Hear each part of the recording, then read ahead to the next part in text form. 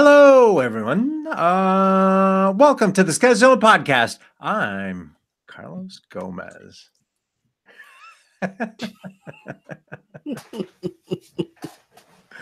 That's Charlie B. Williams III.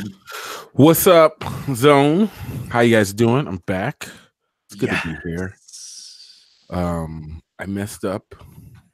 I really messed up. You messed up.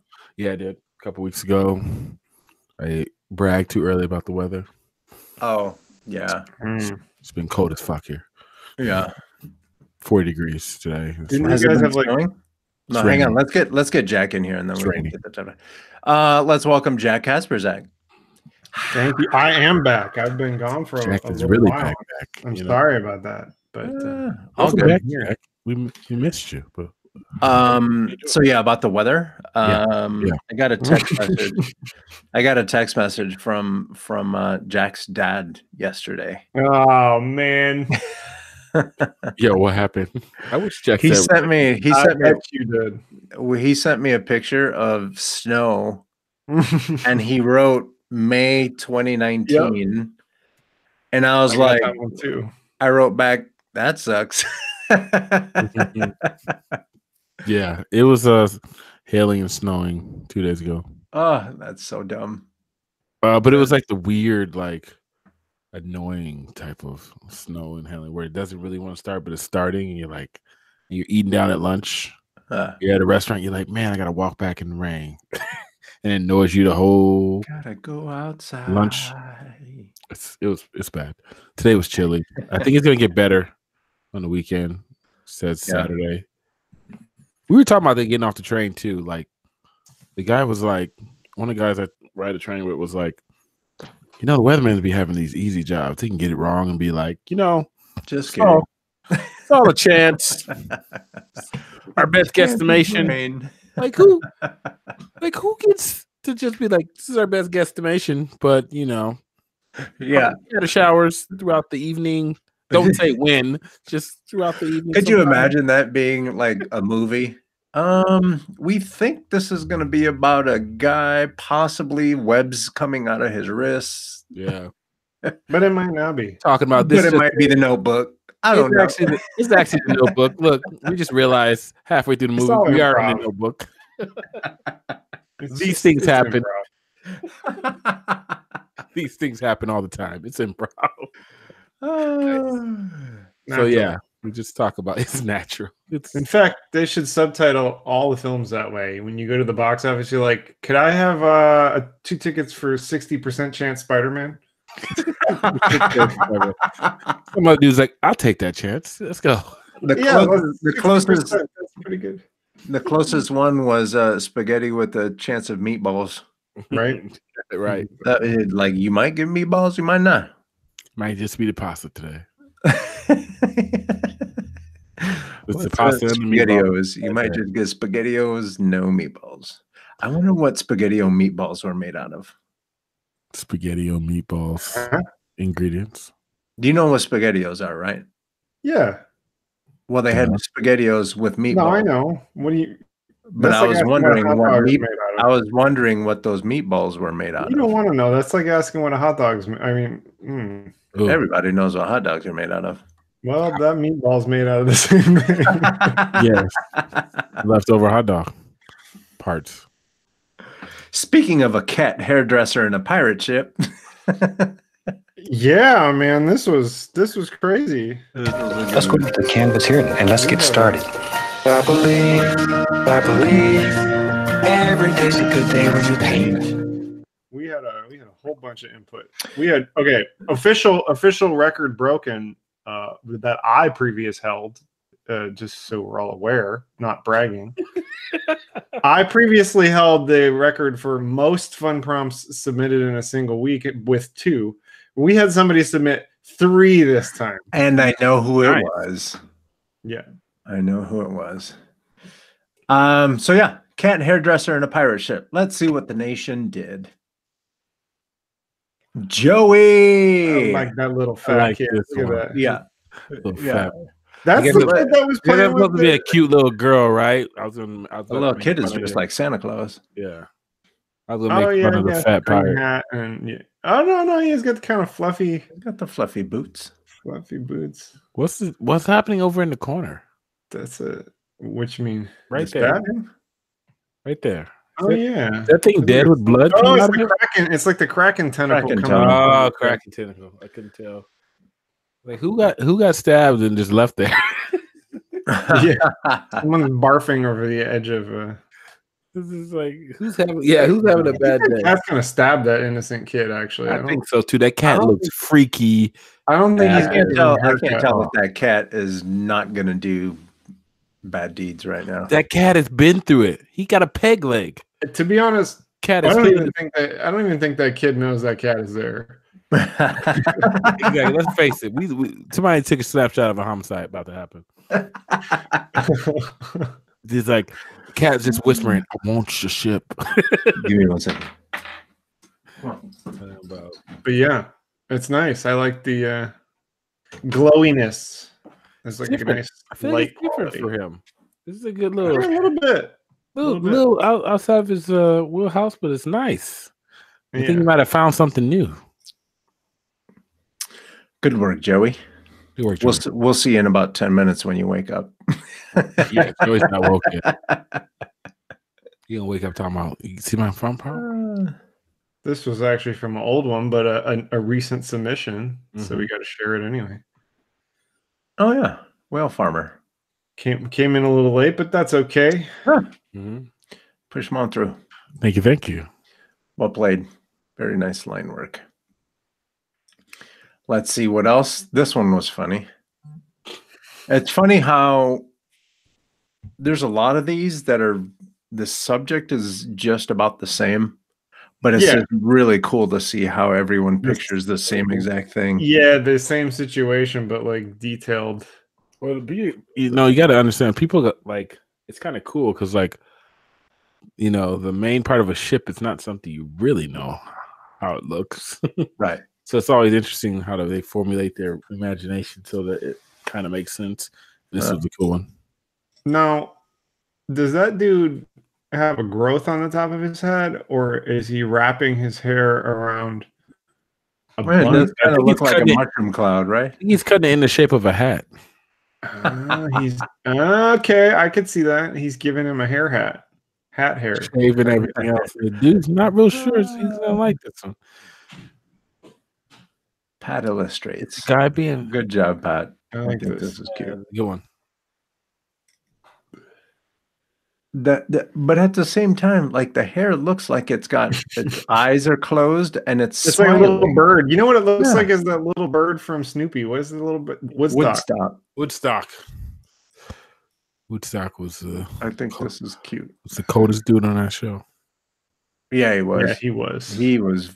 Yeah, he would mess you up. You didn't even know it was cold. Yeah, like a little bit of a temper, like a weird gang member type of temper. Oh yeah, and that's the other thing. If you caught him doing some dirty things and you called him out on it, he'd call his boys on you. All of a sudden. Oh yeah, but then he'd be like talking yeah. He'd be talking to himself and then just start yelling at you like and then walk off camera and come back. And you know all those are bad words. Yeah, he used to get pissed. Oh man, good job, Pat. Good job. Yes, Shiloh goes in with the camera angle. He just, yeah. And the depth of field going on there too. Yeah, exactly. Yo, see these cats. This is why I hate cats. No one should have cats for pets. They don't like you. Exactly. Why are you forcing it? Anyone who has ever seen or had a house cat understands that this is completely possible. This cat gives no fucks about this dude. Like, this dude spent his life trying to get his boat together. He was like, yo, you know. He was trying to grow a pompadour. Mr. Winkle was just like, no. Mr. Winkle, go ahead. But, you know. But what I like is look at the stuff coming out of this guy's hair. Yeah, he had a bunch of stuff. There's like a gem and like a little rock. There's a coin, a spider. Like, I feel like the cat runs things in this. Damn it, Shiloh. All The right, cat's let's been see wanting what to use else. this sword like all week.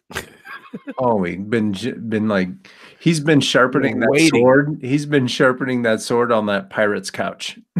Yeah, he's just like, gah, gah, gah, gah.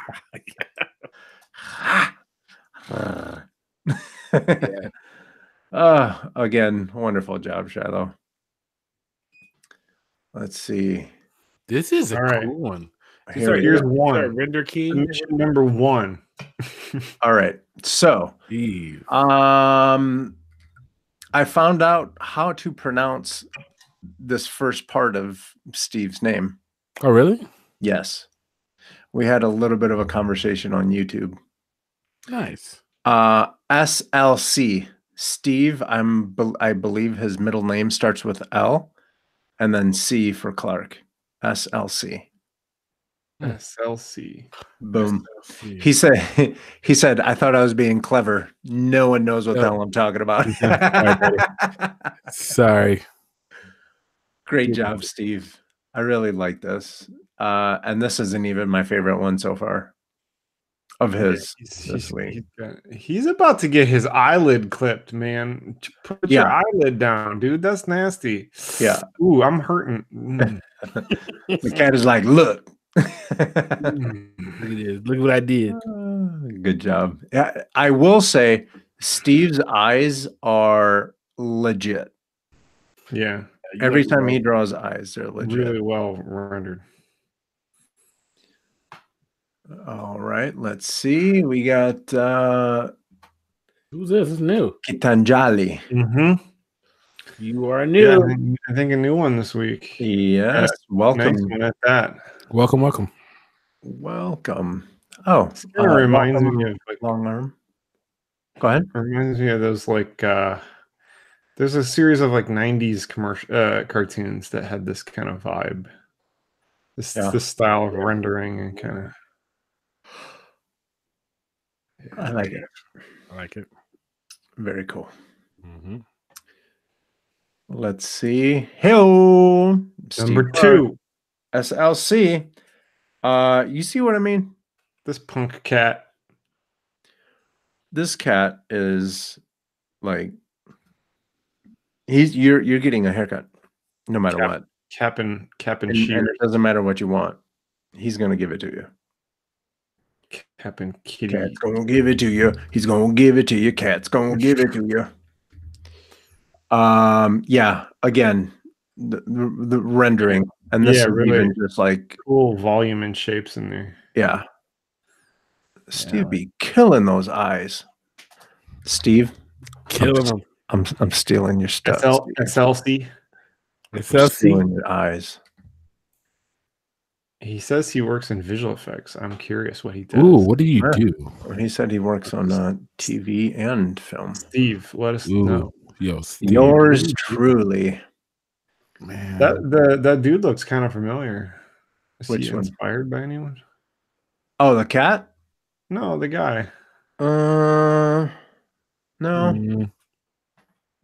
This one I was just kind of drawing. No, I'm not trying to say you stole it. I'm just saying. No. If anything, he looks like one of my uncles. Okay. But no, I was in bed. I couldn't sleep, so I took out the iPad and I did the sketch. And I was like, I should draw in the middle of the night more often. You got to turn the iPad. You got to turn the iPad up all the way up, like brightness on bright. It's so bright that you never go back to bed. Exactly. It's so bright. It's like oh. So anyway, that's mine. I like it. This one's cute. Welcome back, Graham. Yeah. Super cute. Yeah. I like it. That's like a little screenshot from a Roald Dahl book. Oh, nice. She's gonna cut that cat in half. Do it. It's not gonna end well for the cat. Do it. Kitty. See the cat's face? Kitty. Notice the arms. The arms are trying to stop the situation, but there's no way to stop it. And the face says, no. And then right before snip right behind the neck. Again, I really like what Graham does with his shapes. His Yeah. shapes are super simple, and there's just a lot to this story. I get a little bit of like what you call it vibes for this one. Little Calvin and Hobbes or little Scotty Young. Maybe it's the hair. I can see that. Yeah. But Good job, Graham. Good job. Hey, Man. SLC again. Mm-hmm. He must have liked this one. He did. Yeah, I think so. He liked this from. Yeah. This again. Good job. Great Really job. Good job. This one, the fingers, the pirate's fingers are legit. Yeah. Good job. That dude's crazy. He looks like my old landlord. Uh-huh.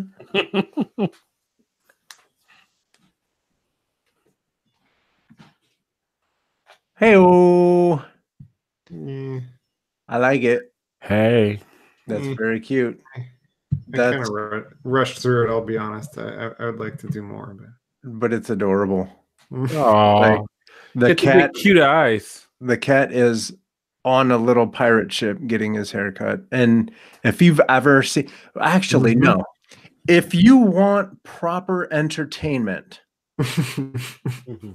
go to like what are they, like Jiffy Cuts or Quick Cuts or whatever the hell they call them, and wait for a parent and two kids to show up and let that kid try to get a haircut. Oh my God, it's the best.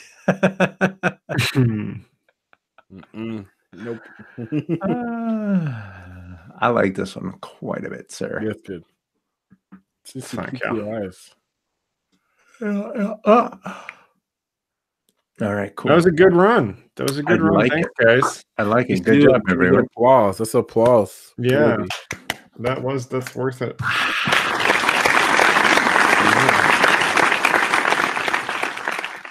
Okay.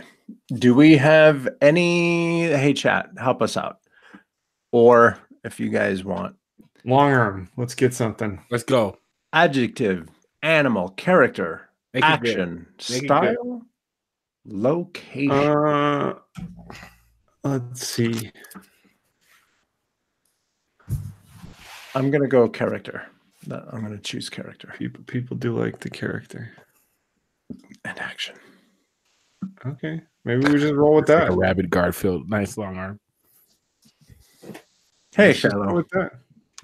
All right. Hey, Shiloh. How about a diver training? That's boring. Yeah, that's lame. Let's go. Do it again. How about a director stopping? No, that could be cool. What's stopping what? Could be a traffic director. It could be a film director. It could be stage director. You put him in a style. Be like, cut. Style. I'm not loving it, but all right, that's all good. Maybe we need another thing. A Centaur commanding. Keep Centaur. Ooh, yes, we're getting somewhere. Now, what's the weirdest off-wall thing? Is it adjective or is it like location? How about Centaur twisting, an unkept Centaur twisting? We don't need adjective. Poor adjective. No, once more. Oh, yes. Please.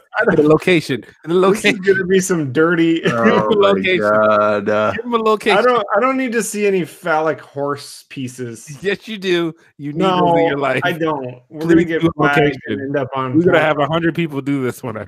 Yeah, we've done. This is what episode 177. Episode 177 is gonna end up on Pornhub. And then the show is canceled. just try one location. I just want to see what it says. Oh God! In the outback. Hey, that one's for our Aussie friends. Do it again. Flashing's kind of weird. I think that one's got to go. It doesn't. No, man. I don't want to see that. Yes, you do. Centaur advising restaurant. Oh, it just got super late. Preaching in a throne room. Yo, That's kind of bizarre and interesting. I mean, know what to do. throne room and Centaur go well, but preaching is real bizarre. I kind of like it. Centaur. All right, cool. Preaching and flashing. So that's Flashing a preacher. yeah. Centaur preaching in a throne room. I All hope I hope y'all make these centaur like robes like just extravagant. I want some huge like choir robe type of stuff. Almost like if the centaur was the Pope. And just so you know, a centaur is from Greek mythology. It's a half man, half horse. Did you just mansplain what a centaur is to an art audience? Hey, you never I'm know. just, right. I'm saving you the Google. Saving you finding pornographic pictures. That's what's gonna happen. Wow, is that a centaur? Yeah.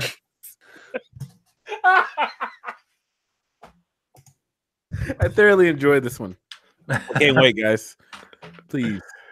Look forward. So yeah, there you go. What did we say? Centaur preaching in a throne room. It just sounds dirty. Yeah, I don't know what's going on there. Like somebody, like, I don't know, Shiloh, somebody make it really moody. Oh boy. Moody. like everything's like, heavy shadows and like really huge like podiums. Huge podiums. Is that a all right. Anyway. Let's go over to the canvas here and let's get started. I believe every day's a good day when you paint. Yeah. Hey, Landon, what's going on, buddy? Hey, I appreciate the centaur definition, Carlos. I get my centaurs and minotaurs There you mixed go. up sometimes. See?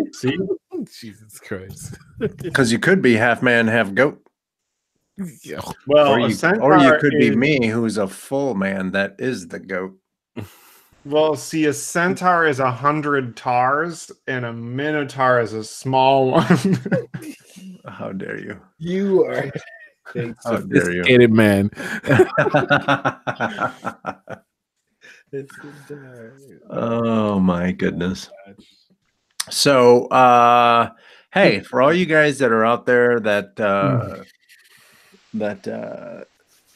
that keep wondering what to do and how to draw and why to animate and all that stuff. Did you just laugh at them? That timing was really bizarre. I did that. I know what to do under my breath. He heard it.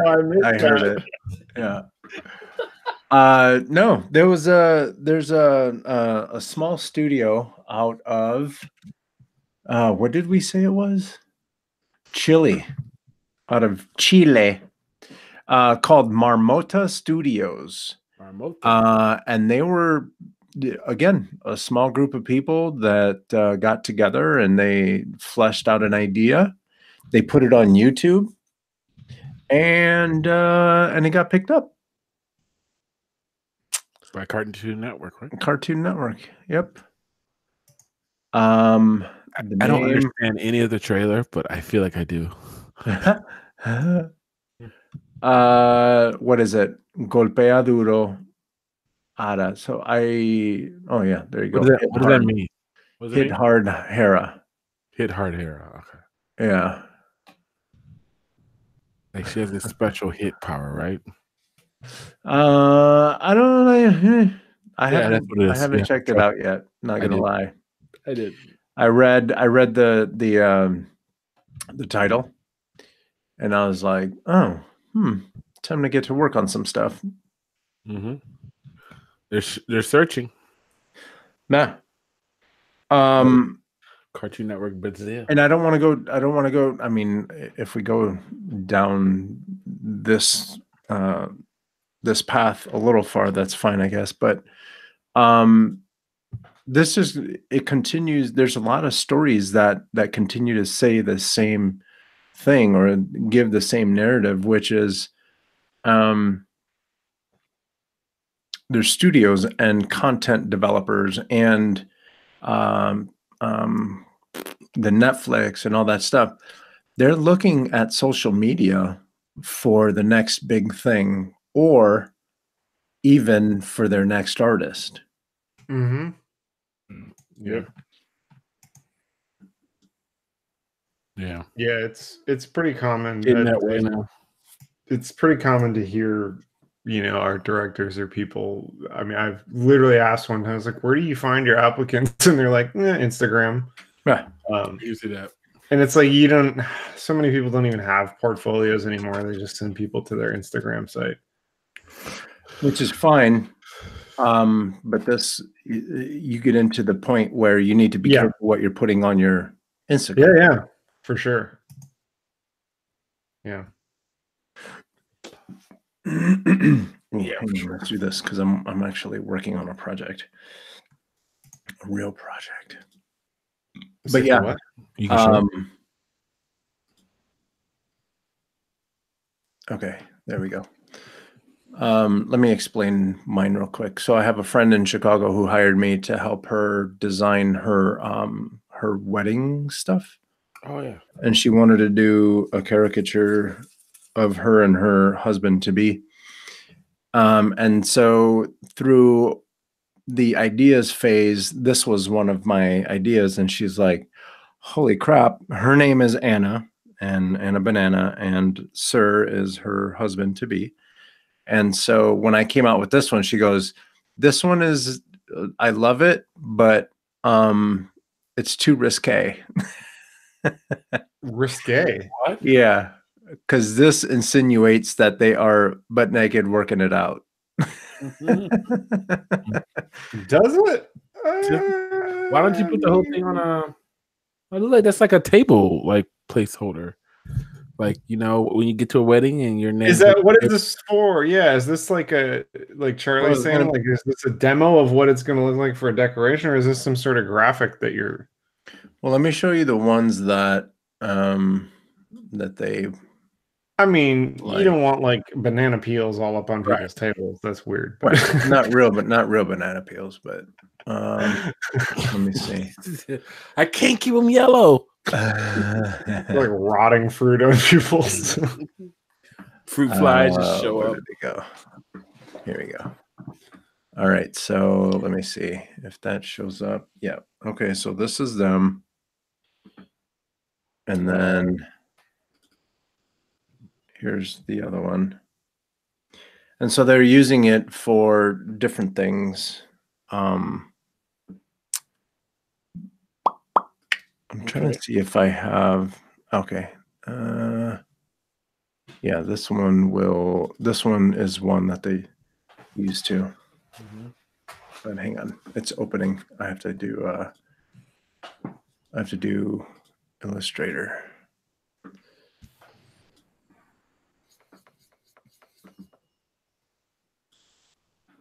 Come on, get out of here. Dagnabbit. Okay. Boom.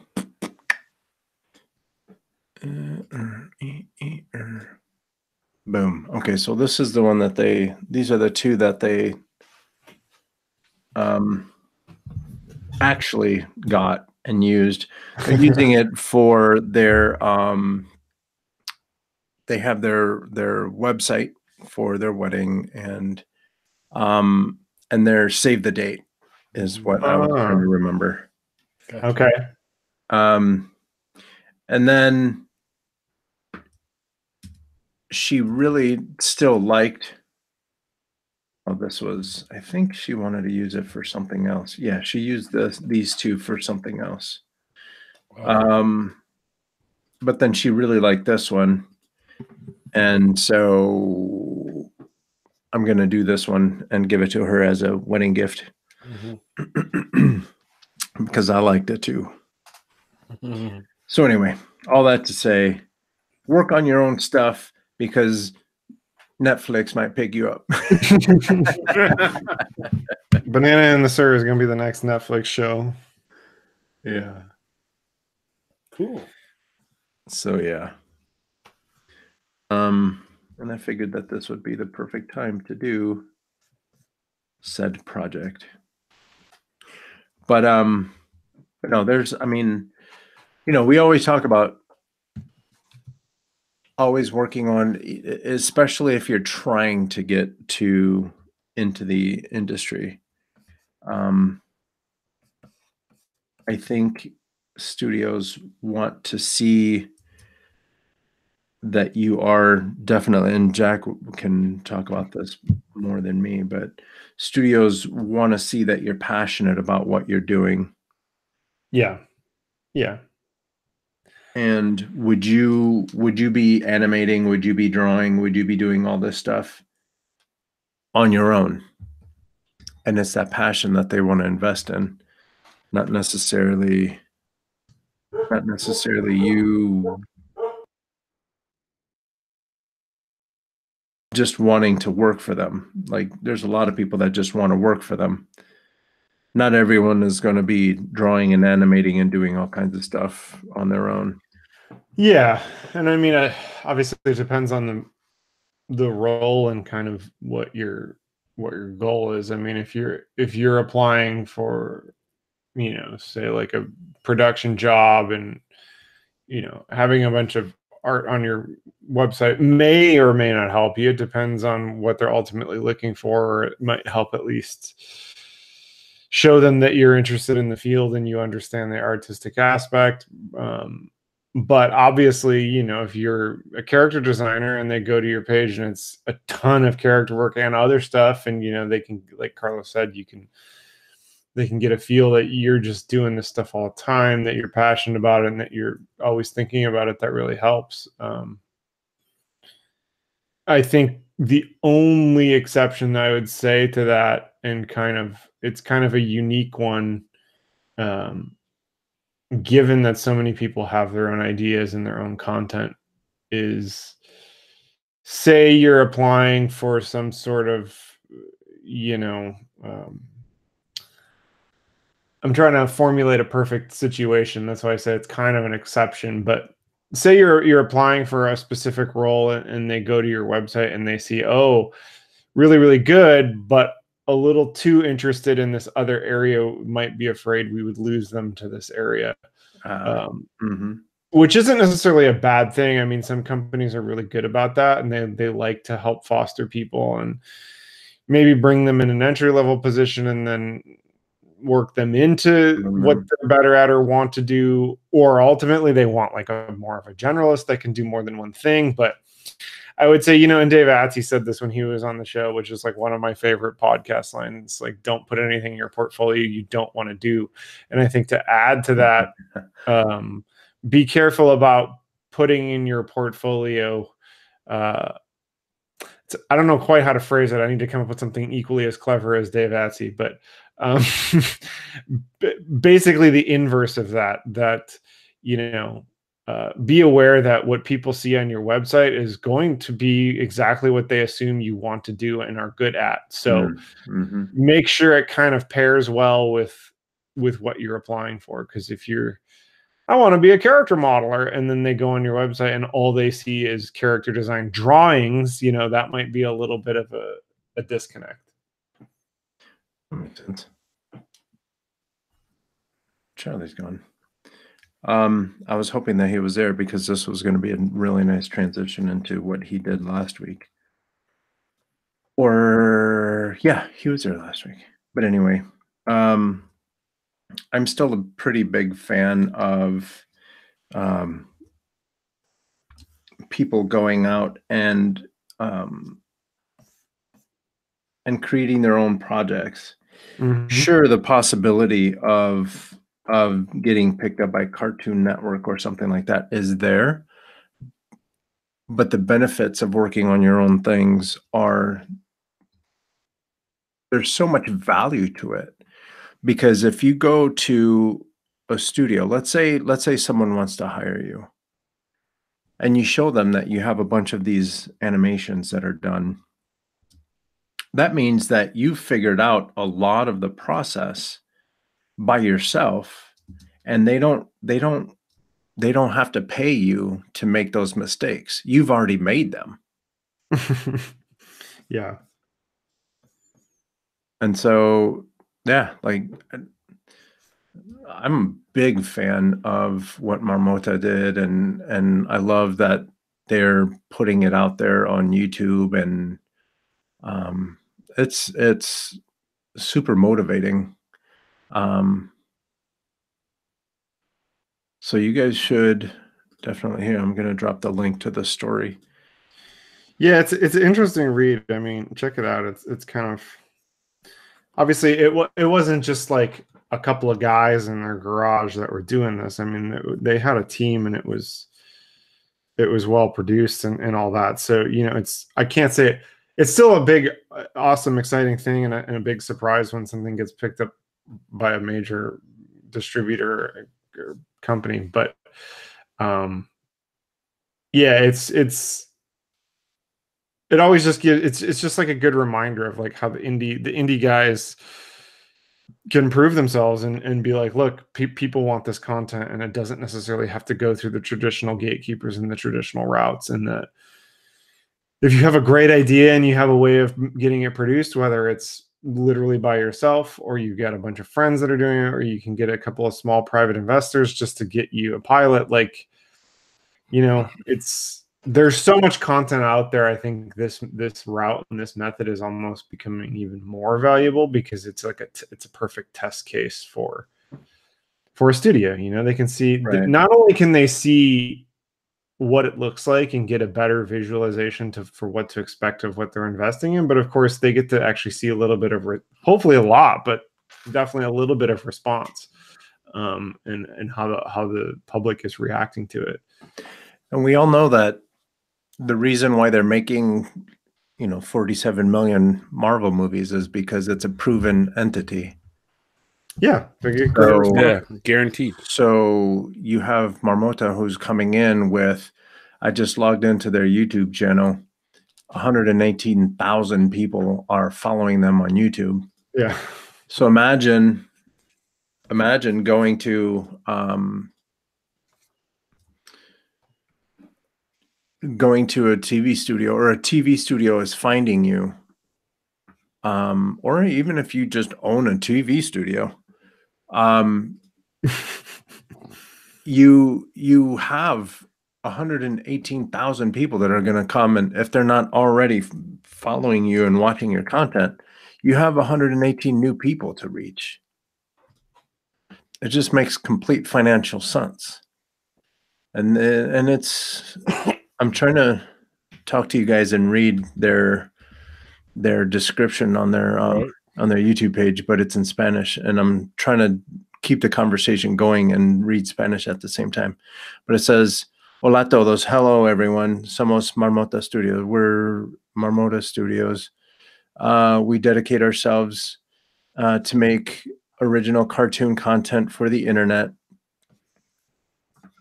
Poder contar historias a través de." We're telling stories using animation,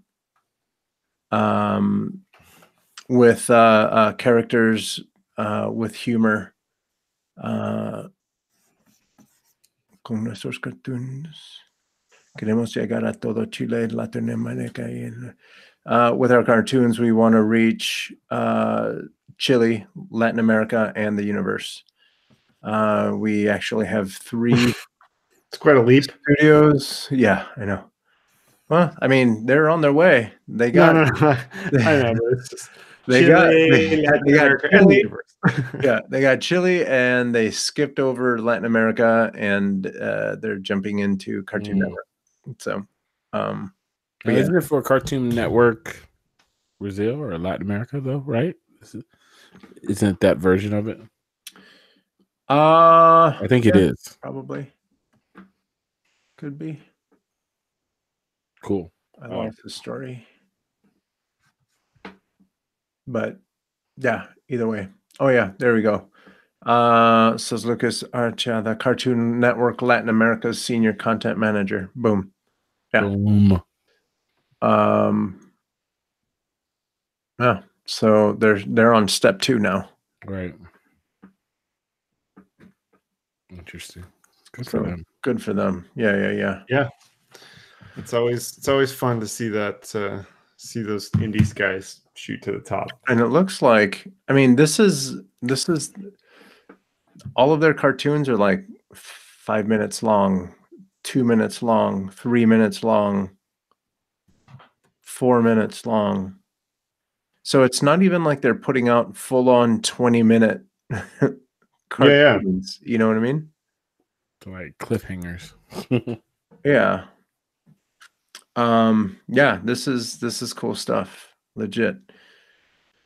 I'm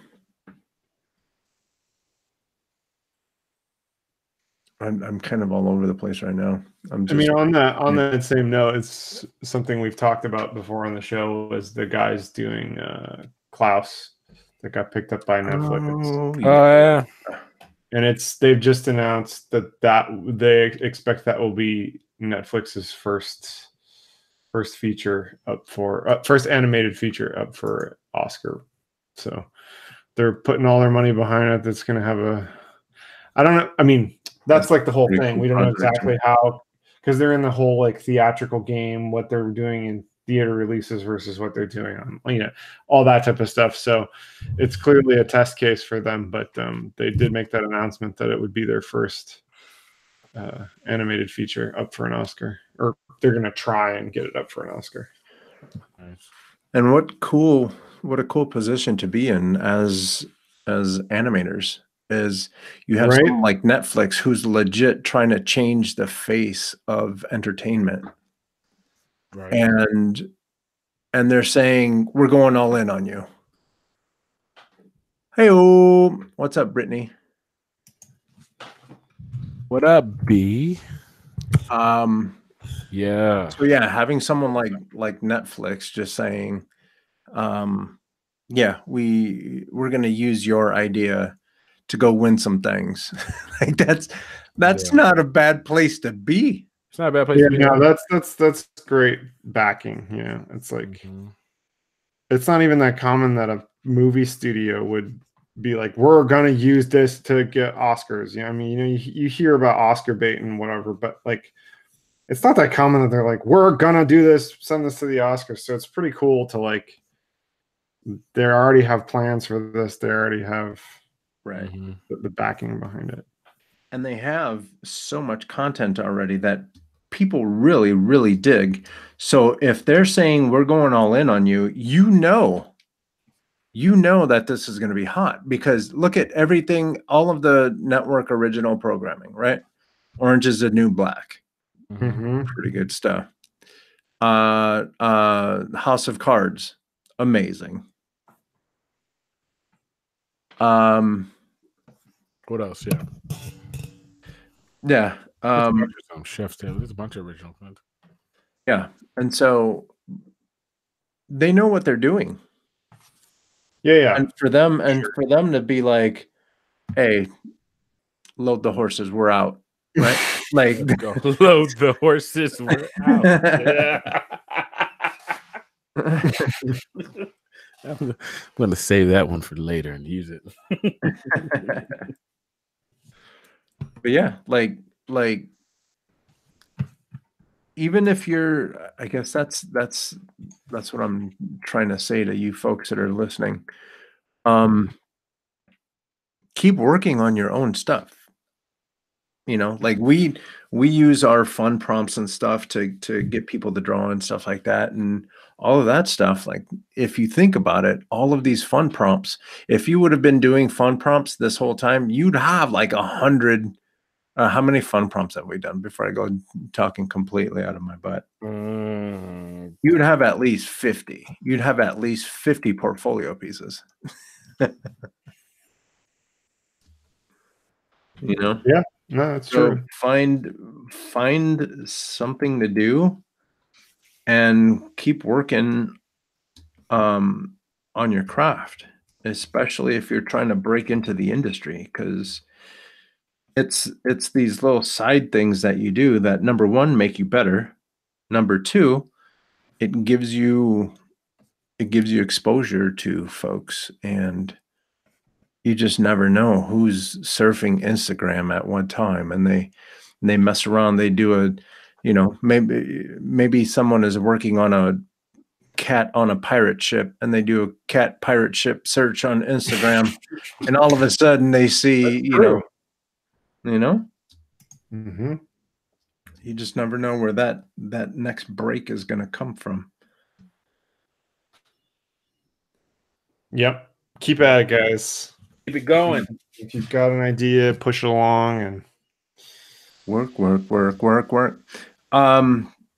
So Charlie, you were at SCAD last week. Yes, I was at Commotion 2019, fully student run conference for employers. Had some about the top 40 employers from America. It's the motion industry, big names there. Yeah, what's up? Did you see a lot of, not just student run art festival, but did you see a lot of projects that kids were working on by themselves? Yeah, I saw a mixture. So it's a mixture of, they have how can I put this? SCAD's really good at promoting collaboration. Mm-hmm. So just like you and Jack collaborate from time to time, and we had a lot of those, as well as the regular, student type projects, class type projects, but more so a little different at SCAD than any other colleges. Like, students would do stuff on their own, and they'll be really good quality, and they'll put it into their portfolio. And sometimes they'll do it's like group of 2, group of 3, sometimes group of 1, 2. Like, everybody at SCAD has to get their own voice and have their own taste. Motion design, it was strictly for the motion design degree. SCAD for 3rd year running has a top motion design degree in the country over other colleges, and SCAD usually is a powerhouse in their animation department as well as VFX. Yeah. So their motion degree has a student group called Mome Love. Mome, yeah, motion media love or something like that. Somehow they call it Mome. Okay. So Mome Love is their student run group that it's kind of like the group that runs the different happenings in that department. And the cool part about it is people come to SCAD for many different things, right? They come in for animation or architecture. They have a really good architecture program, which I didn't know before going down there. Really good design, and then they all kind of find their way over to the motion media degree. So then they drop whatever they were doing and they move into that. So you get this really cool collective of different types of taste based on what they used to do. So you have a film student that was doing film for the first year and a half, hardcore, and photography, move into the motion media. So now all their personal projects have a little more of a cinematic flair than others. And so all their individual more title sequences or their own documentaries and stuff like that has a different flair. Take a graphic design student that maybe was graphic design for 2 years. I think the girl told me, and then she found out about the motion media degree, moved into it. All her personal work as well as the student work has a level of sophistication with graphic design that's really good that you don't see. A level some of the graphic design, the graphic designers that turn into motionographers, if you will, or motion designers, it's really cool. So yeah, you're right, Carlos. They really do promote do your own thing and have your own taste and ultimately have your own viewpoint, because it's just what you have to do. It's what they're looking for there. Yeah. So it's cool. So I like that the most, because you can always kind of pick them out. You can be like, what were you doing? Well, I did graphic design. I can tell, Okay. They all have their own flair on it. Yeah, they it's weird, Jack. Like I pick it out like within 30 seconds of like of looking at their portfolio. I was like, you were not motion media to begin with, were you? But I was happily surprised. Shout out to Madison, because Madison had an amazing reel, had a good run with all the different employers and stuff like that in terms of like stuff. And like when I looked at her reel, I thought she had a graphic design background, and she picked it up like less than like, I don't know, a year ago, and she just has natural talent. So it's kind of cool. Like we talk about doing a lot of different things on this podcast. I think it's worth saying to like try things. You know, I've been showing you guys different programs every week, and I have a new one this week. But I've been showing you guys different things this week because I like to explore different things and like try or at least research about different things. And like Madison was a example of like she didn't know she was naturally good at like graphic design and motion media until she did it, right?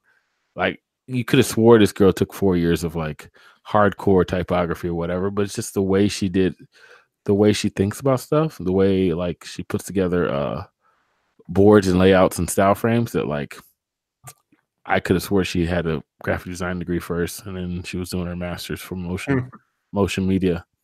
And surprisingly enough, sorry, seniors, but the strongest class there right now is the junior class. That junior class, I saw them at the career fair because I saw 300 of you. Better get ready. Like, and I was like, oh, cool. You know, so as an employer, little side note, little inside, this is how I do. I see a reel that I like within 5 minutes or 5 seconds of the reel. I like sit up and get excited. You know, I'm like, yep, this one checks off all the marks off this one image right here. Cool. Now we can talk because I like, in the sea of like, mediocre and okay, I find a good one. And then every time this year I talk to anybody, and it started again this over the last weekend, they ended up being a junior. Like I can think of 15 in my head that are legit good. That's big coming from me because I'm picky as all heck, So I think, and then it's no surprise that most of the officers that run the Mommy Love group and that was head of commotion, putting it all together and organizing it all themselves, were like juniors. I mean, there's seniors there, right? Obviously, there's seniors there somewhere. A bunch of seniors right now being like, bro, come on. Hey, where are you at? Either they already got jobs and they good to go. And they're like, yo, let these dudes do it because I got to graduate, But like it was really, really strong, like really strong this year. Yeah. We came away, and we're not the biggest company, right? But Next Now is growing. We're about, 35-ish strong now in the last couple months, and steady adding more people. If we're looking at like hopefully getting 4 interns, and there's 2 possible and 2 seniors that are possible ready for full-time hire, like that just tell you how much talent was there. That's crazy. About 200 kids in a for Charlie to be like 6 people, like, yeah, we cool. We can bring them back to Chicago with us. That's pretty good for me, because I'm getting 1 in a possible, maybe. Now, if you ask me how many, sounds like you're playing spades. No, yeah, I am. I choose my interns like I choose my spades. I like take my spades and my books. I don't renege on anything. Anyway, I think if I'm talking about this, a lot of motion media people, but like Charlie still only found one good environment artist, one good 3D guy that met my standards. Do you think by chance that's the section you're most picky in? I'm pretty lax in that. I'm pretty lax in that area, Jack. Really, I just need you to do. I'm gonna ask those seniors.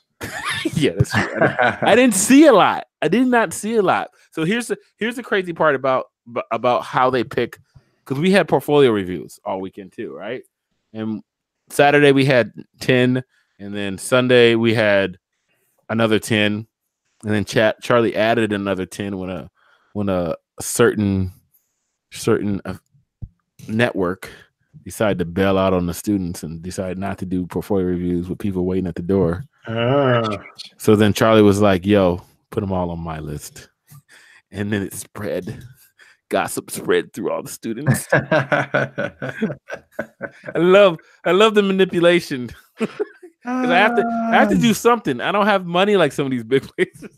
So I have to win him over by like, man, he really likes me. He's a cool dude. No, so yeah, one of the networks that was supposed to be in the room with us, which I'm glad because I kind of want a room by herself. I don't really like the idea of like critiquing. We did it on Sunday with another company in the room. Like they doubled up. And like, legit, there's only 40 of us in terms of employers. You can legit find me 40 different rooms, so I can have some privacy. But like, yeah, so they didn't show up, and I told them like to put them all on my list, and she's like, "That's a lot of students." Like, no, it isn't. Remember, I just did a bunch of people at the career fair, so we put them all on the list, and we give them the option of like, if your skill set you feel fits what Next Now is looking for, come on down and let's talk. But you don't have to go, And we got about half the people that they had on their list, or a little over half, because some people realize after looking at their stuff, like, oh yeah. But you have to understand the way they do it is they give the students, it's totally student picked too. So we don't get to do anything but show up and see what we got, right? So they give the student a list the weeks before, saying, here's your top 10, right? Give us your top 10 out of the 40 that are coming this year. Who are the ones you want to talk to based on your portfolio and what you want to do? So they do that. It's about 200 students in the motion media design degree. And then they somehow randomly, you may get your people on your list, right? So it's like more of like a lottery almost, if you will. Everybody does it from the seniors all the way down to the sophomores. And you get your list back, and you might have one or two people that were on your original list, and that's it. That's all you get. It's not like you get a list of 5 people to go talk to. It's like you get 2. Some people had 2. Some people had 1. I don't know if they fill them in with other ones, and then maybe you get filled in with like ones you maybe didn't want to talk to, in general. But since you're all motion designers, and every place is gonna be somewhere you could potentially work, But for the most part, I don't know. I don't think they fill it in. Actually, they don't fill it in. That's what you get, for this year, because there's no way to for everybody to get everything they want. Right. But the cool part from the employer standpoint is everyone on your list wanted to talk to you. In some, we don't know where they ranked on the list, but everyone had Next Now on the list based on what they looked up and saw with our company. And we kind of had like an ace in the hole this year because I brought my new art director down. Shout out to David Nigerian. He's Armenian, meaning he's a Kardashian, and he wears a man bun. So I gotta break him in, but he knows this because he said his man bun. He's like, why are you putting me on blast? I am. I definitely put you on blast, and that stupid bun. I'm gonna put you on blast because he talks about this bun all the time. He's such an art director. And he's talking about buying a Persian rug and having it under his desk and all this other stuff. Just art director's nonsense. But we love him. It's okay. Nonsense. It's nonsense. Like nonsense about a nice Persian rug. I've got Listen to y'all. Both of y'all some art directors. I mean, no one else in the studio has a. Well, yeah. Wait a minute. Jack is a fancy director too. I forgot. Fancy. You have another one among us. I forgot. Yes. This makes sense. Makes all the sense now, Jack. Anyway, so we brought him down. David has a background in live show presentations and experiential places for big stores, Nike stores, Adidas stores, experiential displays like that. But then his bread and butter was these live shows that he would do. So he uses Notch and Touch Designer, and like he's done stuff for Joey Badass and all these other different artists because he's the one who's doing all the crazy visuals with the LEDs behind the artists at, like, you see at Coachella or Nice. Electronic Forest. So like Yeah.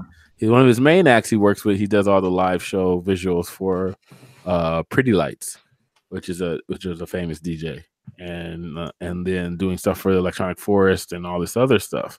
And you might not know it from us because we're all old, but when I say that to the students of SCAD, people lose their pants. like it's like the whole EDM and like the whole that type of deal. Yeah. Because like shout out to my old intern. I'm gonna put you on blast too right now. He was like, "Oh yeah, cool, I'll meet him." Yeah. But then I told him what he used to do because like Daniel had like in his reel last year basically concert type visuals, and then all of them are just like he did what he worked with who, so it's kind of cool and kind of exciting for next now because obviously we're doing a lot more notch and touch designer stuff and we want to get into more of that stuff too, and it'll be interesting. So it kind of helped us this past weekend based on being with the youth. The youth, they did put us on blast, and we did something different on the first night. We showed our portfolios and made them critique us, and then if they liked us, they can talk to us. Well, if we aren't good enough. That's cool. That's like a nice way of showing you're vulnerable and like you're open and like it makes them feel more connected to you. Yeah, that's cool. I was salty as all hell because David thought of that. I didn't get to think of that. I was like, that's really good. Did they critique your work? Yeah. No, they like salty because they ripped you apart. No, they like my stuff. I'm pretty amazing, but it was good because like my heart did stop when he said it. I was like, what are we doing here? Oh, you didn't know it was gonna come? No, David just said it to the student. Being an art director, he's just like jumping in, like, here's a thought. I'm like, what's the thought? I wasn't prepared for this. So I had to pull up the website. I was like, oh, here we go. Because most students there, it's got are really good, So I was like, yeah, this is gonna be good. I don't have Joey Badass or any other famous people on my website, but it was okay. So yeah, it went really well. That got the respect really quickly, and that's why I said I was salty because I was like, man, that's a really good line. Great idea, David. Really good. I was like, damn it, I was thinking about it for the rest of the night. I was like, I really should have thought of that line. That's like flipping the script really well. Like I'm still you can tell I'm still salty about it. I'm like, that's some like drop the mic type of stuff. I'm like, oh, that's like the best recruitment line ever. So it was cool. So then we were doing stuff like that. And immediately by mid-Saturday, my old Daniel, my intern, comes up to me as he's trying to run the whole thing. He's like, yo, he pulled me aside. He's like, yo, Charlie. He's like, people really like you guys. And I looked him dead in the eye. I was like, I know, crazy, right? I'm really good at what I do, right? I got you to come to Chicago. He was like, no, I'm serious. They really like it. I know, right? No, so he's just giving us a little bit of the inside scoop of like what the students were saying and stuff like that. So it's really nice. So shout out to all the SCAD students. You guys did a great job. Putting it all by yourself, raising money to feed us every day and stuff like that. It was really good. They've been doing it for 10 years. So if you go to scadcommotion.com, you can see it's their 10th anniversary. You can see under the event page, and on the home page, you can see their title sequence they did. Totally done by all students, handpicked to be on the title sequence team. Daniel Whitaker and the rest of his team really did a great job in making the best title sequence of the last 10 years. I'll say that right now because it looks that good. Obviously, it's the newest one, so he has the best technology, but at the same time, it's really well done. And basically they do a title sequence as the intro to the actual weekend, and it has all the different companies' names in it. That's how they do it, kind of like a Marvel intro or something like that, or outro. It's really good. I don't know how they pulled all this off and rendered all that out and got it all done, and then still was able to submit individual student showcases. In the student showcases, they had different sections like best kinetic design, best kind of like automation, but like it was live right judge. So we all had a packet, and we would have to sit there and like me and David would have to sit there and vote, on which one was the best 3D motion, best 3D style frames, best infographic. Or there was this infographic they did for Oodles and Noodles. Man, it was talking about the history of that. It was so good. It was like iconic. It looked like iconic Japanese Tokyo style. Like it was good. I can't remember. It was 3D cell rendered. It was good. It was really good. This girl did a really cool intro sequence for Cleopatra, a movie or whatever. It's like just good stuff. Just really good stuff. I was intimidated. It's like should have went to SCAD. It's really good. No, like David was like convinced after like just taking the tour because he had never been down there before, and he's been all over the world. He's never been down there. He's like, why haven't I ever been to Savannah? Because he was like, Savannah really is like New Orleans, just really clean. That's exactly.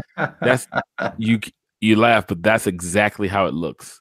And I've never been to New Orleans, but it's like it's literally big, huge, drooping trees, and like in the middle of the street, and like the tree leg is like a 200 years old. Like but everything's spotless and clean. And found some Southern food. Oh, I got a bomb ass Instagram marathon of images. I mean, like I had the best shrimp and grits I've ever had in my life with some andouille sausage in there. Oh my God. I should just start sending you guys. Doing it. Send it to the Facebook group. Because these pictures on this Google Pixel. We're not doing it was amazing. Inspiration anymore because we'd be hungry at the end of that. Yeah, because I was just showing you pictures. This is all type of inspirations I was getting. I had like biscuits and gravy and just like real grits. Like I had grits every morning. Like we didn't even eat. We ate lunch, but that was like the school type of lunch. It's Jimmy John's, whatever they're doing. Sure.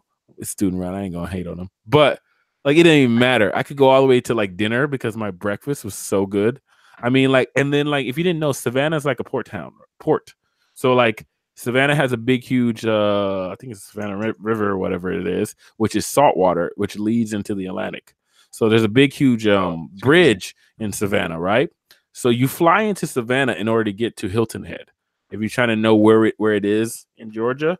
So literally it's like 20 minutes car ride. You're at Hilton Head, South Carolina, pretty beaches and all that good stuff. So the big river that runs through Savannah, you see along the river all these big industrial factories and barges and stuff like that. So it's literally like amazing seafood. Right. Yeah. That's cool. I had this BLT salmon sandwich. Anybody knows Charlie?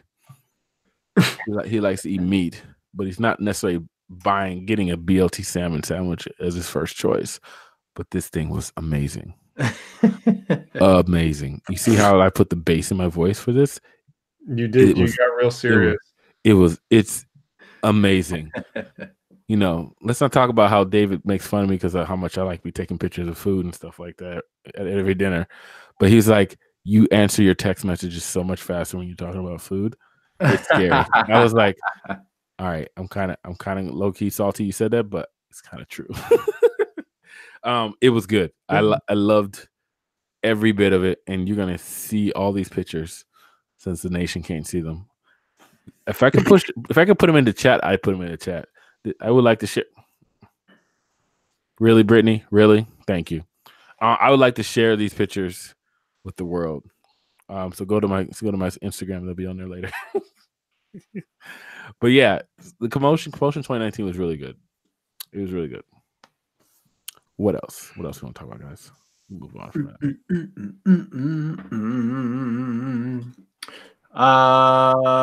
that. There's this other thing that I wanted to see what you guys thought of too.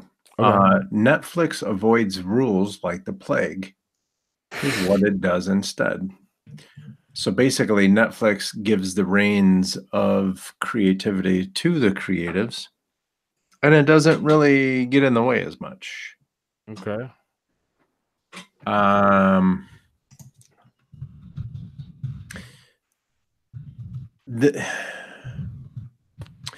Here's my stance, and we can go from here.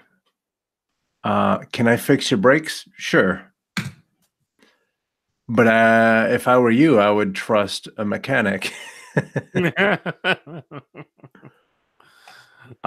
Front office should front office. Producers produce.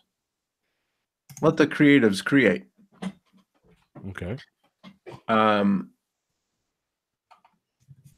I don't know, how many times have you guys been working on a project, and again, no one wants to be the creative until the creative shows up. And then all of a sudden everyone's got a goddamn art degree.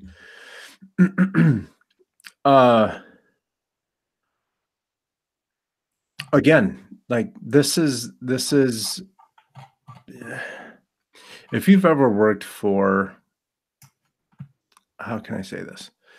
Working for a studio, a large studio, all that stuff. Like if you can get there, get there. Don't let anyone get in the way of that happening. But when you get there, what you're going to find out is everyone and their mother has something to say about what you just created. And it's going to change, and it's going it just is what it is. It's so cool to see one company being so successful because they basically put creatives in a room and say, okay, we'll see you when you're done. Yeah, it's an interesting concept. The article is I mean, it goes so far as to say that like they don't even enforce vacation days. Like you can take as many as you want with certain limitations, and like, Wow. I mean, you have to wonder how much of this is true and how much of it is across the board, because they don't. They're basically all of their sources come from like one person they're interviewing, so it also could be like some executive bullshit, that they're pushing. But I have heard from a few people in the industry that the general concept is actually true. And yeah, I mean, it's interesting to see the things they point out about how like, they're more focused on results and focused on, the work getting done, and like however you want to get there is up to you, and trusting you. And I'm sure, they have their bad eggs and the stuff that folks that have to weed out. But that is actually a point that the article points out. It's like if you make sure you're hiring the right people who care about what they're working on and care about the company and care about them, the end product, then it kind of self-motivates. So, I mean, it's interesting. I wonder if it really would work well across the board at all companies. I mean, if it's purely just a content creation type company mentality, if it's got some interesting points to it for sure. It does. But so what's the main thing that they do that's different from everywhere else? Is it just literally just hands off? No, or I mean, other things? It's not hands off. I mean, to a point. It's right. bad description, but it's literally like we'll give you the liberty to fail, if you will, I guess, or succeed, without too much restrictions. Like I'm trying to figure out what they do differently. Well, so the thing specifically that the article points out is like we just like to get rid of rules where possible because they feel like it stifles innovation. And the couple of examples they give are that they allow for unlimited vacation time, with certain exceptions. Like if you're in accounting, there's certain months you're not allowed to take vacation because of course that affects the accounting and the ends of quarters and stuff. But other than that, like you can kind of take as much vacation as you want, when you want, as long as you're getting your work done and blah, blah, blah, blah, blah.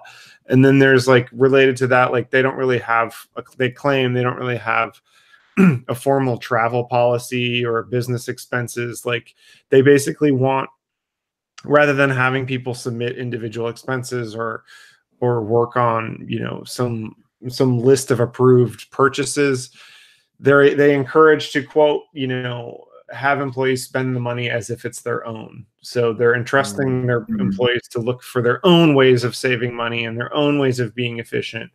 And, you know, I'm sure that they've had issues with people racking up bills, you know, that are like tens of thousands of dollars because they just kind of went crazy. And obviously they have routes to remedy that, and they take recourse actions against that. But the kind of general premise was like, where possible, we want to cut out. I'm hearing a playback. Is that you guys? You're hearing like feedback? Yeah, that's okay. But basically, like where possible, they want to cut out those types of restrictive corporate rules. For example, I've worked at places. I've worked at probably all, if not most, if not all, of the bad places to work in America. Wow. Yeah. I worked at a place where it was in the northern suburbs of Illinois, where it didn't matter if it was snowing. If you showed up 5 minutes late for work, they would deduct 5 minutes off of your vacation time. And when confronted, so I went to one of the owners and I said, "Hey, I was going to take some vacation time, but it says here I have like, it was for real, like 5 or 6 minutes of vacation time." I was like, "What happened to all my vacation time?" And she's like, "Oh, well, you showed up 5 minutes late here, 10 minutes late that day." I was like, "Well, it was because it was snowing out." And she goes, "Yeah, but you have to make that adjustment." And I go, "Okay, so what about everyone else left at 5 o'clock and I was here till 8?" And she goes, "Oh, we don't know what happens after 5. Oh wow. Savage. Yeah. We don't know what happens after 5. Yeah. And that was their excuse, and that's when I knew that I didn't want to work there anymore. Yeah, that's crazy. But it's that type of stuff. And not just that, but when you're same place, I'm showing off this project that I was working on, and this is inevitable. And to a certain extent, it doesn't even matter. Getting feedback is getting feedback. And at the end of the day, here's a pro tip for all you young designers and animators and illustrators. If someone is paying you to do work, let them change it all they want. It's theirs. They're paying for it. But this dude legit told me, "Can you change the font to something a little more friendly?" And I was like, "Well, damn." And another one was, "That blue isn't quite happy enough." You know what I mean? And I wish I was kidding. But it's stuff like that where, vacation time, just when the executives come down and start making changes to things that you start meddling. Yeah, like, and a lot of times it's just because, and I mean, here's another pro tip. If someone says, "I need that font to be 2 pixels smaller," say, "Okay, cool." And then come back and say, "Okay, here you go. Don't change a damn thing. You don't touch it." Just show it to them, and they'll be like, "Okay, yeah, perfect." Right? There's people in this world that just want to touch and have their say be heard. I'm pretty much done with this drawing, but yeah, so you need to detach yourself. And unfortunately, what happens is when you detach yourself, you find yourself being just a piece of the machine, and you're not invested in the process, and you're not invested in the ultimate goal. Because your opinion and your expertise it doesn't matter to them. Right. And I think that that's the other end of what Netflix is trying to do. I think Netflix is letting people know you have a job. We're going to give you the responsibility of having all of this flexibility.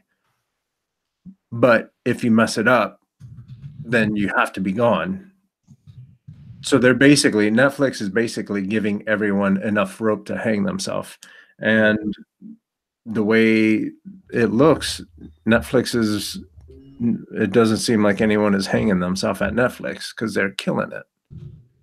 Well, I mean, that doesn't necessarily mean that no individual is hanging themselves. I'm sure there's plenty of them, but yeah, as a company, it's clearly working for them very well. And from everybody I've heard, I mean, I know quite a few people that work there, and I've been there for meetings and stuff.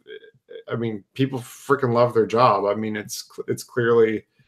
I mean, it also helps that they are a company on the way up. You know, it's like I'm sure there will come a day when their business plateaus a little bit, or even that they take a little bit of a slump, and you have to wonder how easy it's going to be for them to continue this mentality in those harder times. Right. But yeah, I mean, I think the point is clear that they're hiring employees that they are giving their trust, and then it's basically up to the employee to hang themselves. Yeah. Which in general, I mean, I have found as a manager that's actually the best policy. You know, it's like you trust the people that you've hired and below them and all that to do the job that they've been hired to do, because micromanaging doesn't really do anything other than make them resent you and make them feel like you said, a part of the machine, like they don't really matter, like they don't really have an investment. But giving them that trust and that empowerment, taking ownership of their work, ultimately generally results in better work. Better work, happier employee, and just kind of an overall more productive. You do better work when you're happy, right? Like, of course, if you feel a sense of ownership. True. Yeah, I would say on a base level, just being happier, you're going to produce better work. But I think more importantly, having a sense of ownership is really important, because then not only do you just not do better work, you actually like kind of go above and beyond because it's meaningful for you, and you're willing to put in that extra step and raise the bar again, and you know, it's all that extra stuff. So I mean, yeah, the logic's there. It all makes total sense. Long Arm's asking, do you guys know of any creative companies that are employee owned? Oh, that's a good question. I don't know any off the top of my head. Employee owned. One's on the tip of my tongue. It's a game company. It's gonna come to me. That's a good question. I don't know. Yeah. I guess. Oh, you know, Aardman is. They're totally employee owned. Like, you get a job there, you get a piece of the pie type deal. Yeah, I don't know if it's still that way anymore. Let me look it up real quick. But that was how they were formed. Was that it was effectively like an employee-owned, profit-sharing thing. You know, if there was going to be any major structural changes or anything major to the company, that it would basically have to go to an employee vote. And nice. All the income, all the profit. Obviously, there were money managers and executives and stuff who were handling it, but you know, all of that stuff was more or less shared. Let me see if they're still. I know they had a deal with Sony for a while, and they got. Oh yeah, it is still. Yeah. They are still fully employee owned.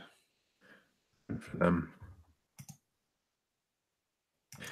And that's, I mean, that leads us into another thing that I read where it was a game company. The workers behind hits like Fortnite and Call of Duty need unions to protect them from exploitation. Oh, you talking about the company got hit, the one that got laid off? It was Activision. that was earlier in the year. Activision Blizzard. But I mean, we don't even need to go into way too much. Well, the specifics are its revenue. They made $43.8 billion. Which is the best thing they've done to date. So that was a big thing in the game industry right now amongst consumers and amongst the gaming press, is of the massive layoffs that's been happening all over the industry in the last 4 months.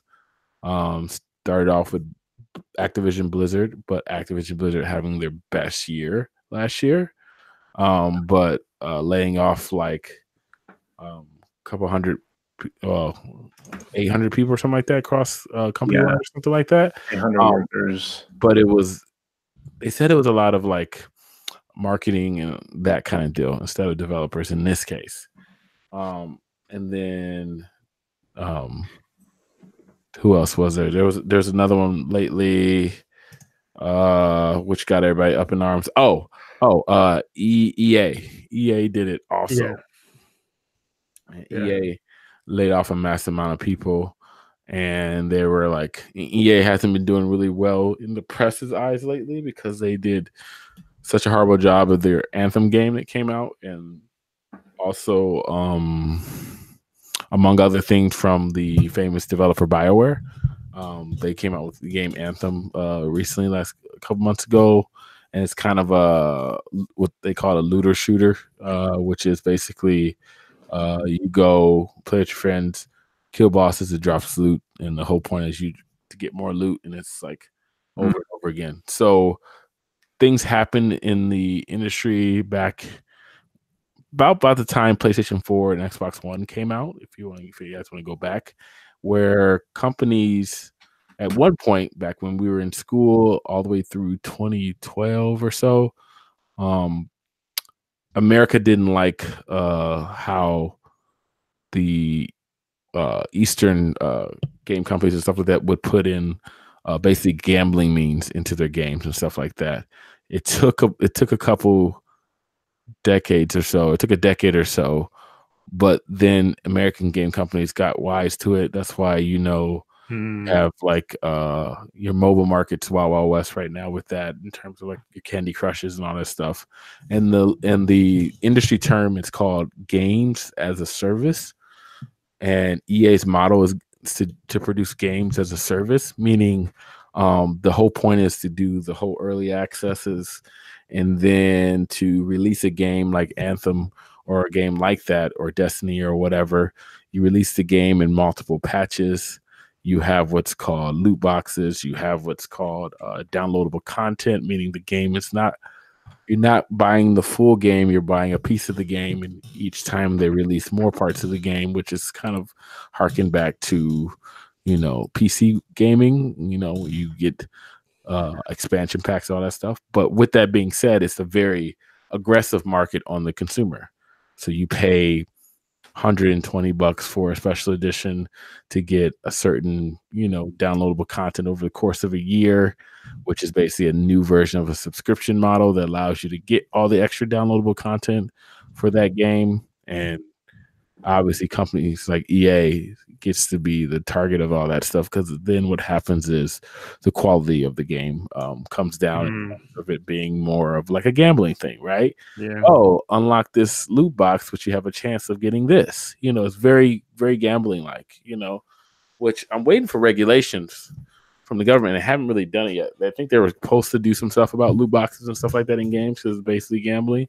But overall, compound that with the climate of the media nowadays, especially the game media that are trying to uncover why a game is bad. Employees are then, writing articles. I think there's a new article on Kotaku this week about why Anthem went bad because 19 of its employees decided to talk to the press and become anonymous to say that, like, yo, the engine, the engine sucks. The engine's made for, EA has that Frostbite engine, which was made by DICE, which is basically the Battlefield engine, and EA made a mandate across all EA studios that you have to use that engine.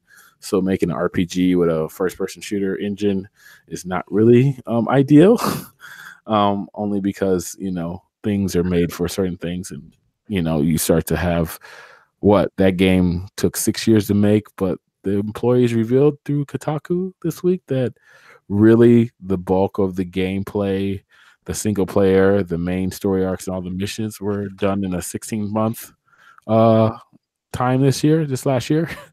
So really 6 years worth of like people leaving the studio and new management and all this other stuff, with then about 17 months of actual crunch development to get the game done this year. So you compound all that stuff with layoffs, and they're like, what's going on? So that's why I think you said in that article too, they're talking about, game industry needs to have unions, that's come up this year, and a couple major other organizations have come out and said they'll back those artists in the game industry to get them to start doing a union. So there's a couple groups, nonprofit groups, that are trying to start the union up for game artists and stuff like that. So there's a lot of things going on with the game industry lately on a business side, to try and counteract all these things. And like the amount of like layoffs, it's been a lot. You usually get them around December, but this year has been between January and now. I feel like each week another studio will either shut down completely, like Telltale Games shut down completely. That's the guys Mm-hmm. Walking Dead game. They shut down earlier this year.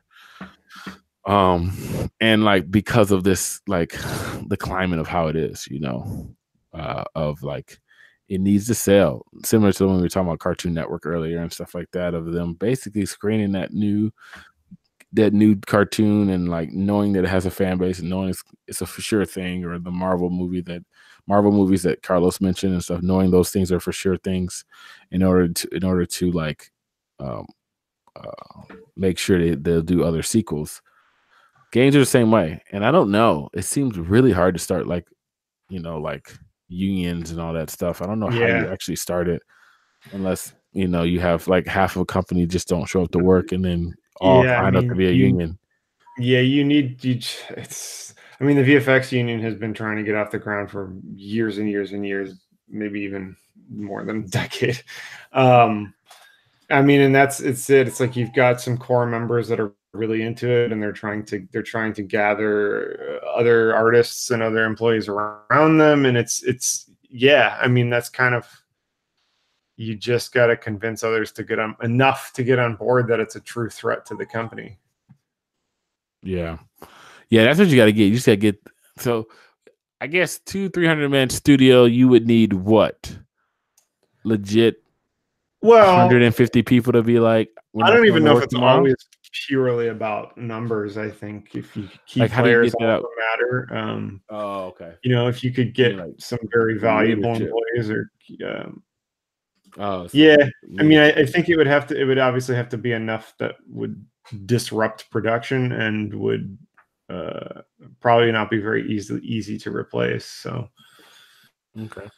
Cool. Yeah, I mean, I don't know if there is a magic number. I would think every studio is a little different, but as artists, I think usually you can try to get other people that don't necessarily work at your studio. Right. Isn't that how the animation union is? Yeah, I mean, the animation union is industry wide, and there's quite a lot of sectors of the industry that participate. So, I mean, in theory, if if there's somebody you want, some issue you want to bring up, you just, that's the point of the union. But I guess in terms of getting new members, that would be it. The problem is it would still have to be. It's like, I guess if say something like the visual effects, all the visual effects artists that have really struggled to get a visual effects union, say they want, and this is actually something they've proposed, say they wanted to join the animation union. Yeah. I mean, they could, but you still run into the same issue. You have to get enough employees from those companies to make it, to make the company listen to you. Otherwise, it's just, what do they care? True. And then it's getting even bless you. It's getting even more complicated. I was reaching for the mute button. Sorry about that. It was coming fast and hard. It's getting even more complicated now with so much outsourcing, because obviously India and China don't listen to our union rules. So right. You might have a core group of people that are unionized here, but then say 80% of the work is done elsewhere. It's like there's not really many forces that are regulating that. And I don't know where I read it before, but there was something that came out about a certain company that showed their stuff off at like one of the gaming events or something like that, or it might have been a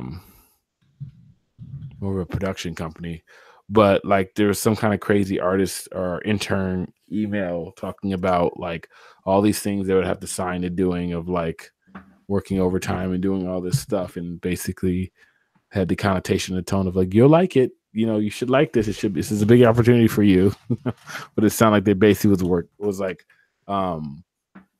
signing their like life away in basically, and the whole thing would be based off of like, the culture of like, you should be privileged of working here. Yeah. And that's the places that you really have to be careful with too. Yeah. Again, if you can, it's worth it. But holy crap, someone just giving you the opportunity to work there, like what? Yeah. That means that they're going to try to pay you less. That means that they're going to, with the exception of some of the bigger folks, because they know that they have to maintain a reputation. Don't ever work for a place that's treating you like it's a blessing to work there. Yeah, it was. I think it was overseas. Now I think about it, I'm trying to think of what article that was, because they came out. Oh, it was like, I remember this. I don't know if I didn't get it from you guys, but I remember reading it on the train, where it was basically. It basically was a group that I think they might do animation or something like that. And they had a major release come out of whatever they were putting out. But another company found out that they were using workers. There was basically, they were basically like foreign workers, basically, based on how their visa was set up, because like one of the things I was learning about a lot from doing all the recruiting is like international law and like how the visa thing works if you want to hire like an international student, and how much of a commitment it is on the company's part. And sometimes some companies like use that as to their advantage, because like basically the only reason why they're here is because they're supposed to be working for them. And it kind of created this thing where like somebody in the industry found out that like they weren't paying their workers. And I think actually the email was an email about an internship, right? And it was like an unpaid internship. Hang on. What's up? So sorry. I went to post the fun prompt, and it looks like you can do fonts in Procreate now. What do you mean you can do fonts? Man. There's a font section, full on Photoshop. Yo, put it on the screen. What do you mean? How'd you find that? Okay, hold on. Share, please. You just randomly like seen a new font section in Procreate? No, okay, so we're dropping gems this week.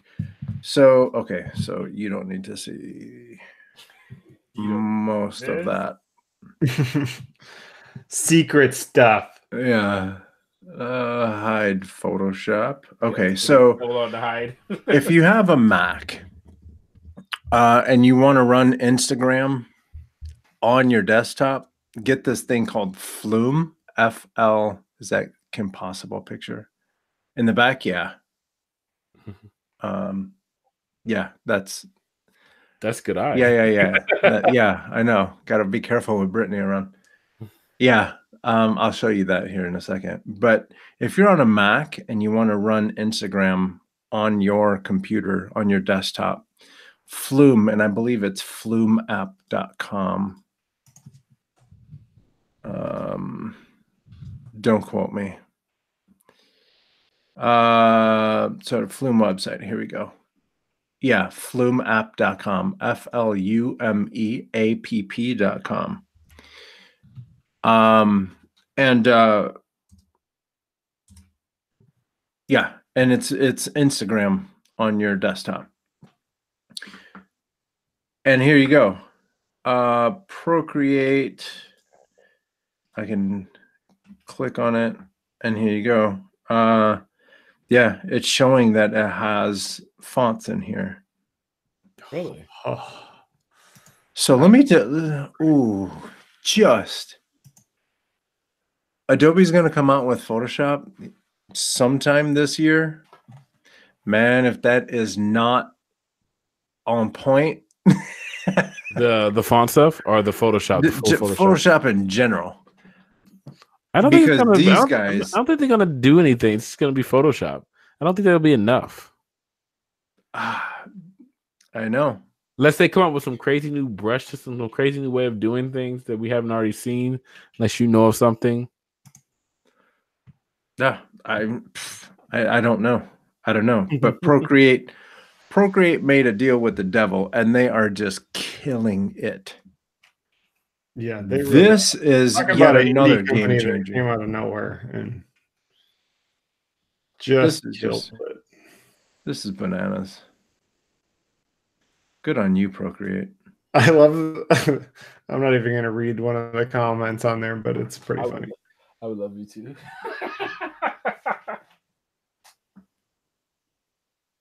It's all right. But is there a Comic Sans? It says, I've never been this erect for an application ever before. Yeah, buddy. I know how you feel. That's funny. And and Procreate sent them 2 crying laughing. That's how you do business right there, man. Good on you, Procreate. Is Procreate a private company, or is this? Am I forgetting this is a part of a bigger company that feels like it's small? No, I think they're a small band of killers. I think they are. Yeah. Can't remember. They're in Tasmania. Oh, that's right. Yeah. They're in Tasmania? Yeah. Whoa. What? Yeah. So to finish up the Kim Possible? The Kim Possible, the guy who did the character design for Kim Possible, Steven Silver, he is a friend of the show. Yeah, he was on the show. What? And what episode was that? Because Brittany will go back and watch that. If you tell her what episode, we can find it out. Right? Yeah, because she'll go back and watch that. She likes Kim Possible. Boop, boop, beep, boop. That's every time I get a text message that it's episode 80. No. Episode 80. No, I'm sorry. I'm sorry. Nope, Jack lied. I'm wrong. 135. There you go. Drop that link on there. I'm doing it now. Look at, she's excited. Yeah, she's like, ooh. Yeah, so last year. I'm excited. Oops. No. Jack, do it again. I muscle twitched on the. Huh? What do you mean? They have internet there? Not really. Do what again? Can you put that link back up there? Oh, there we Um, go. Let me know if you guys got that link.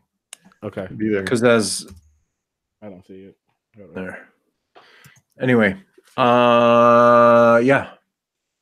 Procreate, killing things. They are owned by Savage Interactive. Yeah. It is a small group of people. Yeah, it looks to be like 20 some employees. I like how they call themselves Savage. I kind of want to work there. I too am a Savage. it says you can feel free to apply, but you have to Be What did awesome. you miss? Joey, you missed the show. You missed the entire Yeah, we're literally about to close out. No, we But talked good about morning, welcome. a small Union. group of assassins in Chile who were working on animated content on YouTube and got picked up by Cartoon Network. Yep. And now we're talking about a small group of savages that are working on Procreate, Savage Interactive. Mm-hmm. And they are in Tasmania. And if you look for a job there, it says something, you have to be in Tasmania by Monday or something like that. They're hilarious. They're hilarious. Crazy. Before they got really big, I reached out to them and we almost had them on the show, but then eventually they're like, we're trying to get ready for this launch. And then they just, That was 2 years ago. Yeah. yeah. Thanks, Logarm. Unions, indies, and artists. Oh my. Mm-hmm. There's your title. Jack is talented. I try. Talented. A little too hard. Talented man. Yeah, and then I was posting the Joey, just so you know, we're working. The fun prompt is Centaur preaching in a throne room. And I was posting that on Instagram, and I noticed that Procreate is working on having fonts. So that's going to be pretty cool. Yeah, full on. Even better. That's really good. Even better if you're going to be able to tap into, say, like Adobe fonts. Full on. I would suspect, like, why wouldn't they? I mean, they must allow new. Yeah. I think they're gonna put that whole little photo area. Yeah, you're definitely gonna be able to drop stuff in. All of Google's fonts. Ugh. Amazing. So nice to be in one. Yeah, that too. That's gonna be bananas. Like, I'm legit. I'm already selling all my stuff to get a new iPad. You could just get a really nice PC. Yeah, I did that, and how's that working out for you? Can't say it's been amazing. But it's been okay. Is that what I'm striving for? It's been okay. No, I'm good. You built it yourself, right? No, I'm not doing that. I'm not messing around with drivers for the rest of my life. Me either. Exactly. Yep. No me gusta that stuff. So that seems like that's a good place to bring it in for a landing. Yeah. Procreate is coming out with fonts soon. I have no idea. Just to let you guys know, I have no idea when that's going to happen. Yeah, they're just dropping teasers. I don't think it's out quite yet. Yeah. So, but I saw on there they had some artists demoing it, so it looks like it might be in beta. Dope. I beta tested one of their things. Oh, it was Procreate Pocket. The Pocket thing. That's what it was. Cool. That's what it was. With that, hey Charlie, if people are looking to find you online, where can they find you? Okay, let me get myself together here.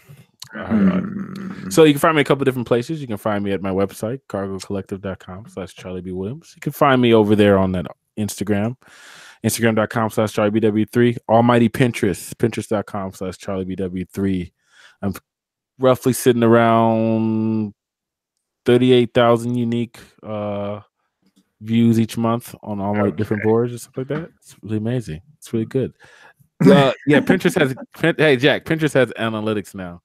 Okay. And it's beautiful. It's a beautiful thing. Go over there, All right. check out. There's some new. There's some new stuff up there. It's great. Yeah, DaCosta was telling me about that. Speaking of which, DaCosta, I believe it's this weekend. DaCosta's taking over Wacom's Instagram feed. Yeah. So I don't know how you would use the analytics. Yeah, exactly. I don't really know, but it's if I need to know how many people look at my bulletin board. Yeah, and that's just it. Like DaCosta reached out. He's like, "Hey, Pinterest has not diagnostics, analytics. And I was like, "Oh, cool." He goes, "Yeah, you should check it out." I go, "Dude, nobody gives a shit about my about my Pinterest boards." It's interesting what they did too, though, outside of just the board thing of you promoting stuff on your website.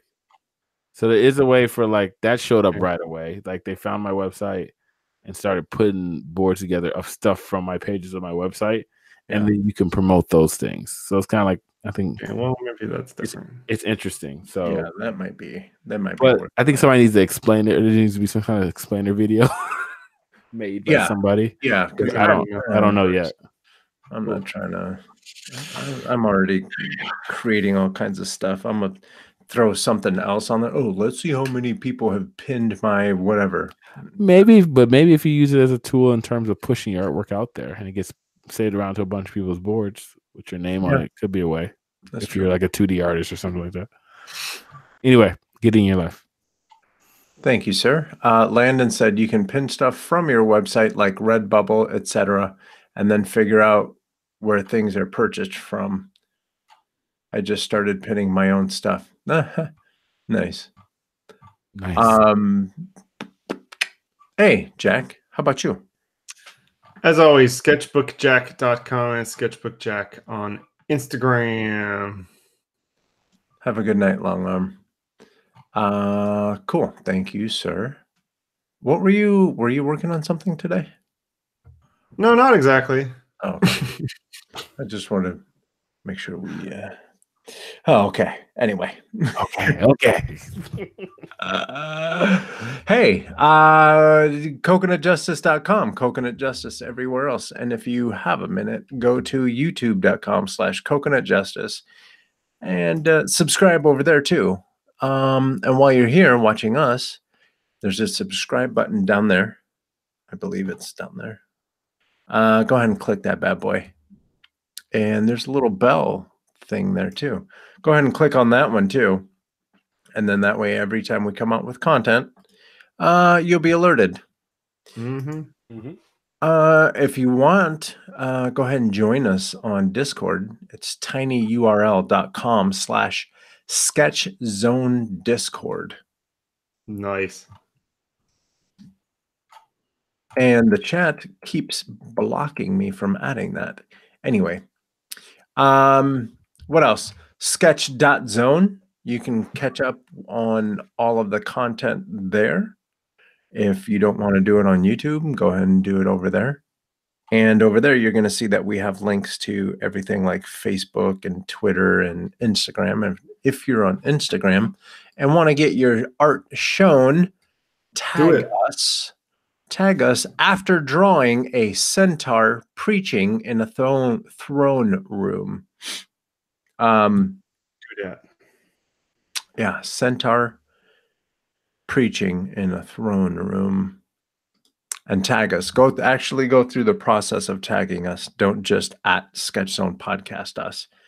Tag us, and then that way we can share it, and we'll show it on the show at the beginning of the show, like we do every week. Landon says should have a fun prompt section on Discord too. Maybe a good idea. Damn it, Landon, that's an excellent idea. Make that happen right now. I believe I have Discord open. We're going to do that right now. Can we do both? No, it's only text. Okay. Fun prompt. Create channel. Boom. Nobody told Carlos he had a boogie the whole show. What? I can't see it. Do I have a boogie? What are you talking about? Oh, yeah, you do. Yep. Small one. Nice. That sneeze started getting things out. Thanks, Joey. Now I know you're good people. Always looking out for you. Joey looking out for you. Now I know you're good people. Me and Jack obviously are not looking at you. Actually, what it was, Joey, is I was drawing a project the entire time. Noelle told us to shut up about it. She would have been all over that. Where is Noelle? I think it's been the longest drought ever. Did her class schedule change? She's been doing school stuff. I think her She's schedule trying to get changed. good grades and stuff. She took our advice and stopped listening to the show and She went to got school. put on permanent timeout. So if you're watching us on YouTube, if you're watching us on YouTube, I forgot I don't know if we're doing Twitch today, but if you're watching us on YouTube, we're here every Thursday night, so you can interact with us. You see how we do. We love having you guys and having you guys chime in, and we try to do our best to read your comments as they come in. But if you can't, you can find us on Stitcher, SoundCloud, Google Play Music, and of course, iTunes. Yeah, Boogie's gone. Cool. So are we. Bye. No, what did he say? What did he say earlier? It was I was gonna say it later. What did you say? There was I'm saving you the Google. Pack the horses, we out. Yeah, there it is. That's what you should have said to end it. Pack the horses, we out. Hey everyone, please have a good week. See you guys. See you guys.